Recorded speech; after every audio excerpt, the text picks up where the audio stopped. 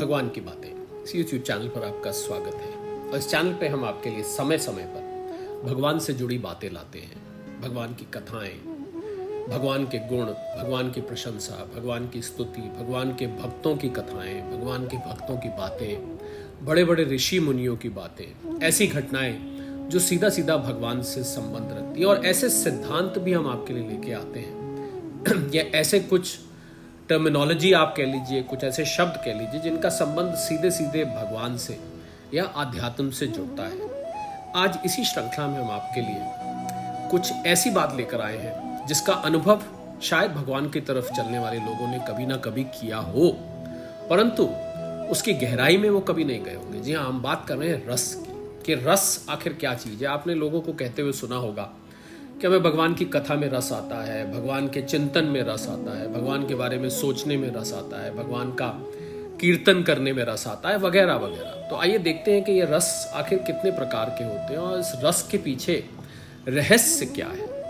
तो रस का अगर हम आप शाब्दिक अर्थ देखें तो उसका हम अर्थ करेंगे कि उसका अर्थ आनंद है। रस आ रहा है मतलब आपको मज़ा आ रहा है, उसको साधारण भाषा में मज़ा कह लेते हैं, पर आप अगर उसको शास्त्रीय भाषा में देखें तो एक प्रकार का आनंद है। हालांकि आनंद की कोई प्रकार नहीं होती, आनंद की परिभाषा शास्त्रों में कुछ और दी गई है, पर हम आम समझने के लिए, उसको आसानी से समझने के लिए हम ऐसा समझते हैं कि रस का जो शाब्दिक अर्थ है वो आनंद है। और किसी भी कला के दर्शन में या श्रवण में, जैसा कि आपको अभी बताया, जो अलौकिक आनंद प्राप्त होता है उसी को रस कहा जाता है आम समझने की भाषा में। जैसा हमने आपको कहा कि आनंद का वैसे अर्थ कुछ और है, पर यहाँ पर हम आपको आनंद से उसको कंपेयर करके या आनंद का बेस लेके रस को समझाने की कोशिश करेंगे। तो रस के जिस भाव से अनुभूति होती है उसको स्थायी भाव कहते हैं। अब रस और भाव में आपस में संबंध है। आइए देखते हैं कि रस और भाव कैसे आपस में जुड़ते हैं। तो जब रस बन जाता है तो भाव नहीं रहता, केवल रस रह जाता है। उसकी भावना अपना ऐसा माने के रूपांतर कर लेती है और वो रस में रह जाती है। और रस वैसे 9 प्रकार के हैं। और एक भरत मुनि हुए हैं, उन्होंने नाट्य शास्त्र लिखा है, उसमें उन्होंने 4 मुख्य रस लिखे हैं: श्रृंगार रस, रौद्र रस, वीर रस और विभत्स रस। तो इन 4 रसों को ही प्रधान माना जाता है और इन्हीं से बाकी रसों की उत्पत्ति होती है। तो कुल मिला के तो 9 रस बताए गए हैं। जिन लोगों ने म्यूजिक पढ़ा है या जिन लोगों ने किसी भी प्रकार के रस का अध्ययन किया है वो इस बात को जानते होंगे कि कुल 9 प्रकार के रस होते हैं, पर बाकी के रस इन 4 प्रधान रसों में से निकलता है। आइए देखते हैं कौन से वो 9 रस हैं अगर हम सबको जोड़ें, यानी कि इन 4 में से भी जो निकले हैं और वो स्वयं मिला के। तो पहला रस वीर रस, दूसरा रस श्रृंगार रस, तीसरा रस करुण रस, चौथा रस हास्य रस, 5वां रस भयानक रस, छठा रस रौद्र रस, 7वां विभत्स रस, 8वां अद्भुत रस और 9वां इनमें जब शांत रस मिल जाता है तो इनकी संख्या 9 हो जाती है, या यूं कहें कि शांत रस को आप 9वां रस कह सकते हैं। कुछ स्कॉलर्स और कुछ विद्वानों ने 2 रस और भी जोड़े, एक वात्सल्य रस और भक्ति रस को भी उन्होंने डिफाइन करने की कोशिश करी है। पर ऑफिशियली इन रसों की गिनती आज भी थोड़ी कंट्रोवर्शियल है कि ये 2 रस भी उन 9 रसों में है कि नहीं है, या 9 और 2 11 हो जाते हैं। इस पर थोड़ी कंट्रोवर्सी है, तो हमने आपको इसीलिए बाकी के 2 भी बता दिए, यहाँ पर उसका जिक्र कर दिया कि अगर आप कभी वात्सल्य और भक्ति रस के बारे में सुने एज इन जनरल, तो आपको ये पता हो कि ये भी रसों की गिनती में आते हैं।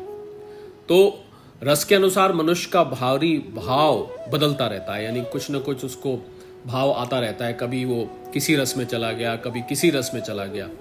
तो रस को, और रस की हम चर्चा इसलिए कर रहे हैं क्योंकि रस का संबंध सीधा सीधा भगवान से जुड़ा है। और अलग अलग भक्त हमने देखा गया है, कोई भगवान को वात्सल्य रस में प्रेम करते हैं, कोई भगवान को श्रृंगार रस में प्रेम करते हैं या अपनी पूजा पाठ करते हैं या अपने भाव व्यक्त करते हैं, कोई रौद्र रस में करते हैं, कोई अद्भुत रस में करते हैं, कोई बहुत शांत रस में करते हैं। इसलिए यहाँ रसों की चर्चा हो रही है। ये भी सीधा सीधा संबंध इनका आध्यात्म से है। इनफैक्ट जो भी टॉपिक भगवान की बातों पर जिसका जिक्र होगा, जिसकी चर्चा होगी, ये तो आप पक्का समझ लें कि वो भगवान से संबंधित ही होगा।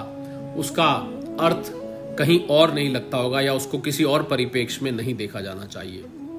तो रस के यानी कि किसी भी एक रस के ऐसा माना जाता है कि 4 अंग होते हैं। पहले अंग को स्थाई भाव कहते हैं। और अगर हम समझें कि ये स्थाई भाव जो कि रस का एक अंग है वो क्या होता है, तो इसको समझने को ऐसे समझ सकते हैं कि सहृदय के अंतःकरण में जो मनोविकार, वासना या संस्कार रूप में सदा विद्यमान रहते हैं तथा जिन्हें कोई भी विरोधी या अविरोधी दबा नहीं सकता, उन्हें स्थाई भाव कहते हैं।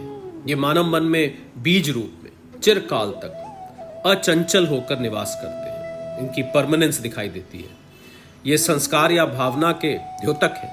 ये सभी मनुष्यों में उसी प्रकार छिपे रहते हैं जैसे मिट्टी में कोई खुशबू अविच्छिन्न रूप से समाई रहती है, उससे अलग नहीं की जा सकती। और ये इतने समर्थ होते हैं कि अन्य भाव को अपने में विलीन कर लेते हैं। और ऐसा माना जाता है कि इन स्थायी भाव की संख्या 11 है।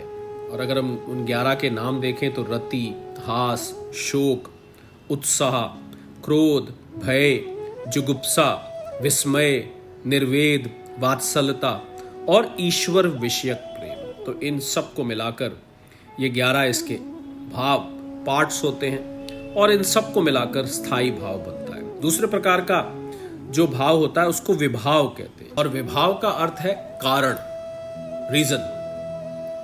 और अगर आप इसका और खोल के मीनिंग देखें तो ये जो पहले स्थायी भाव बताए गए हैं उनका विभावन यानी उद्योदन करते हैं, उन्हें आस्वाद योग्य बनाते हैं। ये रस की उत्पत्ति के आधारभूत, उनका बेस माना जाते हैं। और आगे विभाव के भी 2 भेद हैं, यानी उसमें 2 तरीके से देखा जाता है। पहला बोलते हैं आलंबन विभाव। आलंबन विभाव का अर्थ है जिन पात्रों के द्वारा रस निष्पत्ति संभव होती है वे आलंबन विभाव कहलाते हैं। जैसे नायक और नायिका, आलंबन के 2 भेद होते हैं, एक आश्रय और एक विषय भेद। जिसमें किसी के प्रति भाव जागृत होते हैं यह आश्रय कहलाते हैं, और जिसके प्रति भाव जागृत होते हैं वो विषय।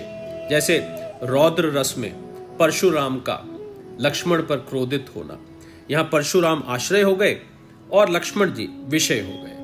और दूसरे प्रकार का विभाव होता है उद्दीपन विभाव। उद्दीपन विभाव विषय द्वारा किए गए क्रियाएं और वो स्थान जो रस निष्पत्ति में सहायक होते हैं उन्हें उद्दीपन विभाव कहते हैं। तीसरे प्रकार का जो भाव होता है उसको अनुभाव कहते हैं। और अनुभाव रति, हास, शोक, ये जो स्थायी भावों को प्रकाशित या व्यक्त करने वाली आश्रय की चेष्टाएं वो अनुभाव कहलाती हैं। ये चेष्टाएं भाव जागृति के उपरांत आश्रय में उत्पन्न होती हैं, इसलिए इन्हें अनुभाव कहते हैं। अर्थात जो भावों का अनुगमन करे वो अनुभाव कहलाता है।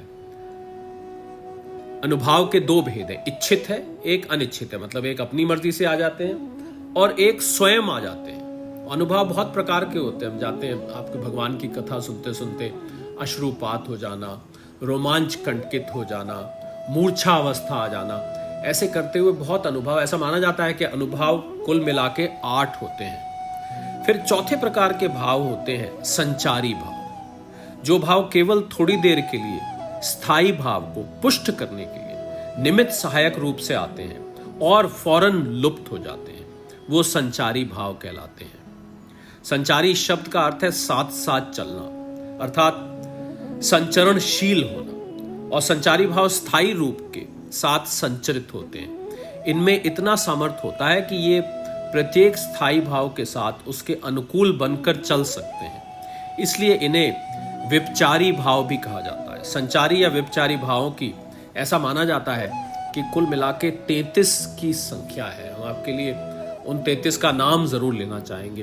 पहला निर्वेद, दूसरा ग्लानि, तीसरा शंका, चौथा असूया, 5वां मद, 6ठा श्रम, 7वां आलस, 8वां दीनता, 9वां चिंता, 10वां मोह, 11वां स्मृति, 12वां घृति, 13वां व्रीड़ा, 13वें रस को व्रीड़ा कहते हैं। जी हाँ, 14वां चापल्य, 15वां हर्ष, 16वां आवेग, 17वां जड़ता, 18वां गर्व, 19वां विषाद, 20वां औत्सुक्य, 21वां निद्रा, 22वां अपस्मार। अपस्मार बोलते हैं जो लोग नहीं समझते, जैसे जिसको मिर्गी का दौरा पड़ता है। 23वां स्वप्न, स्वप्न भी एक प्रकार का यहां पर भाव बताया गया है। 24वां प्रबोध, 25वां अमर्ष, अमर्ष होता है जब किसी में बहुत पेशेंस नहीं होती, असहनशीलता कह लीजिए आप। 26वां अवित्ता, अवित्ता होता है किसी भाव को छुपाना। 27वां उग्रता, 28वां मति, 29वां व्याधि, 30वां उन्माद, 31वां मरण, 32वां त्रास और 33वां वितर्क। जी हाँ, तो ये 33 के 33 अगर आपको अब याद है तो संचारी भाव के कैटेगरी में आते हैं, और संचारी के अंदर जो संचारी और विपचारी भाव की 33 की संख्या मानी गई है, ये वो 33 के 33 हैं। तो आज इस कैप्सूल में इसको इतना ही रखेंगे।